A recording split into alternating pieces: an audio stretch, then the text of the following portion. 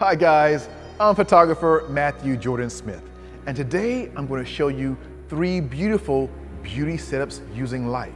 This series is all about light. You're going to learn how to use a meter and learn why it's important and crucial for you standing out as a photographer. Welcome to the series. There's a lot to go over, so let's get going. So here we are guys, we're in studio and we're doing a beauty shot. Now the aesthetic I'm going for is to have a beautiful clean light for a nice kicker in the back on both sides. Let me just give you a walkthrough of what we have going on. We have 3 lights today. The first light is a beauty dish. I also have a little help for my beauty dish, a small reflector underneath. Then I have 2 lights behind my model. I have one on camera left and one on camera right. This gives her separation so her hair stands out. There's no background lights, just 3 lights. Separation, main. I also have a V-flat to keep me from getting any spill from those backlights. I don't want that spill from my backlight to hit my lens, just her hair. Now, on the backlights, I also have black flags to block the light from hitting the background. So I have a black flag on both sides, keeping that light right where I want it. The V-flat to make sure my lens doesn't get any light, but still gets her lit perfectly, and our beauty dish. That's the recipe. Clean, simple, 3 lights. I can do it, and you can do it.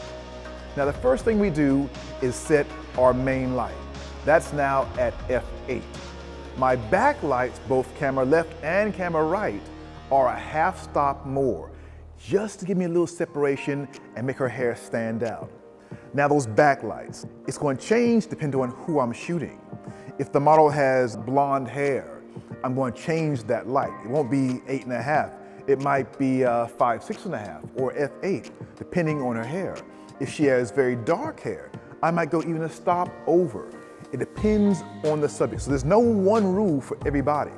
It changes depending on your subject. I've got a great tip for you.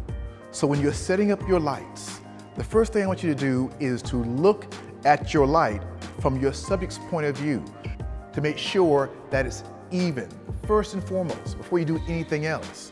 Because sometimes photographers stand behind the camera and set the light. It can deceive you from behind the camera. To find out exactly where the light's falling, go behind the model and check the light from that point of view. And I know guys, there are a lot of you out there who don't like to use a light meter. But let me tell you what can happen when you don't use a meter. Let's say you're using the histograms, or maybe you're using the back of the camera to judge your exposure. You might get a decent picture on one shoot, but when you look at the body of your work, not just one picture, but say all your pictures over the last year, they're fluctuating up and down. There's no consistency. This makes you consistent.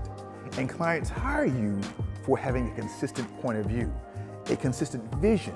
This meter makes me be exact. I know if the light's over by a stop, or over by a third, or over by a half. I know exact. You can only do that with a light meter. So that was a beauty dish setup. Simple, light, beautiful light. And now you know how light makes you stand out. You know why a meter is so important. But now it's time to go even more dramatic. This next look, I'm gonna make it sexier. So stay with me. Let's go to video number 2.